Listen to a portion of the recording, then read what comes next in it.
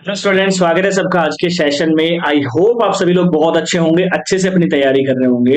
Question number 3 में हम fourth वाला स्टार्ट करने वाले हैं। ध्यान से स्टेटमेंट को पढ़ना है, देन सवाल हमें करना है, ठीक है। The taxi charges in A city consist of a fix charge together with the charge for the distance covered. मतलब एक टैक्सी है, वो फिक्स चार्ज तो करेगी करेगी और जितना आप डिस्टेंस जाओगे उसका अलग से चार्ज करेगी। For a distance of 10 kilometre, तो मैं क्या मान लेता हूं यहां पर, मैं ये मान लेता हूं प्राइस फॉर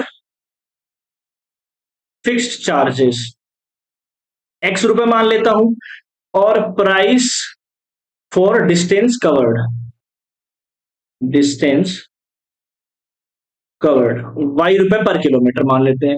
अब ये बोल रहा है कि for a distance of 10 kilometre the charges paid is 105 and for a journey of 15 kilometre the charge paid is 155।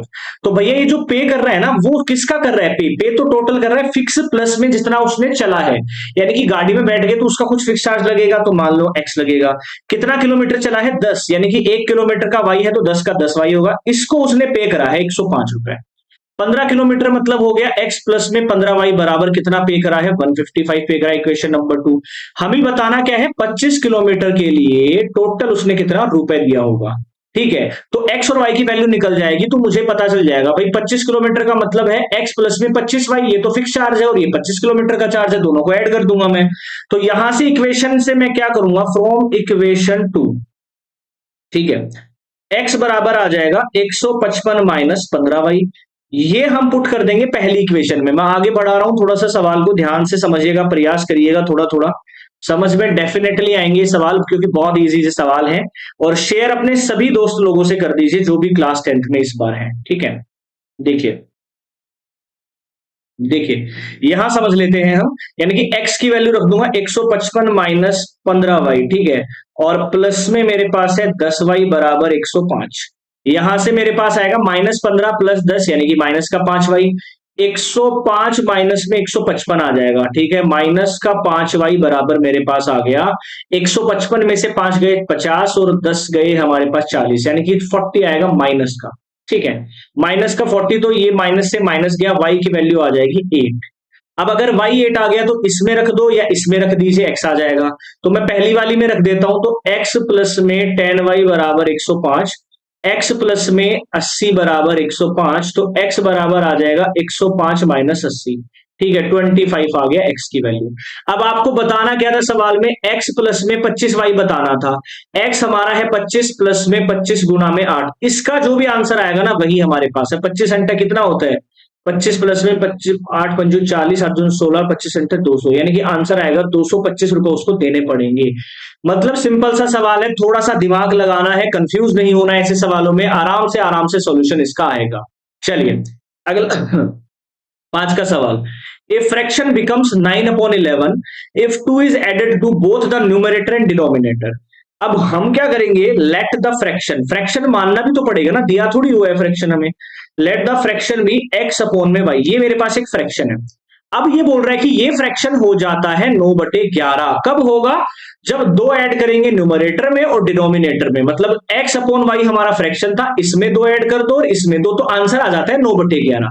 Cross multiply कर लो, 11x प्लस में 22 बराबर 9y प्लस में 18।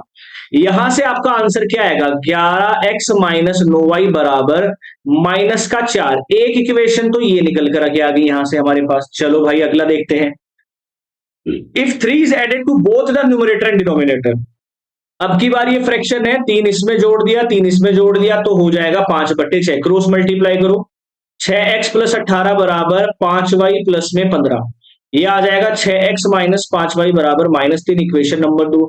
अब फिर से काम वही करना है कि इक्वेशन नंबर 2 कर लेंगे हम, सब्सटीट्यूशन ही लगाना है फ्रॉम इक्वेशन 2। 6x बराबर आएगा 5y माइनस 3। ये इधर जाएगा तो प्लस का होगा, तो 5y प्लस -3 लिख लिया, तो ये आ जाएगा 5y माइनस 3/6। इसकी वैल्यू रख देंगे इस वाली इक्वेशन में, ठीक है। आगे देख लेते हैं। यानी कि 11 इंटू में 5y माइनस 3/6 माइनस 9y बराबर -4।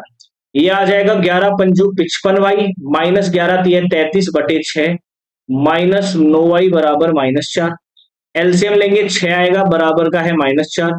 ये आ जाएगा 55y माइनस 33 माइनस 9×6=54y।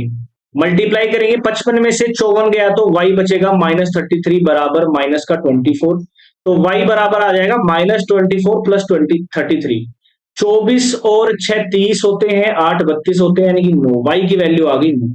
अगर y 9 है आपके पास तो x भी निकाल सकते हो आप, बिल्कुल आराम से निकाल सकते हैं x।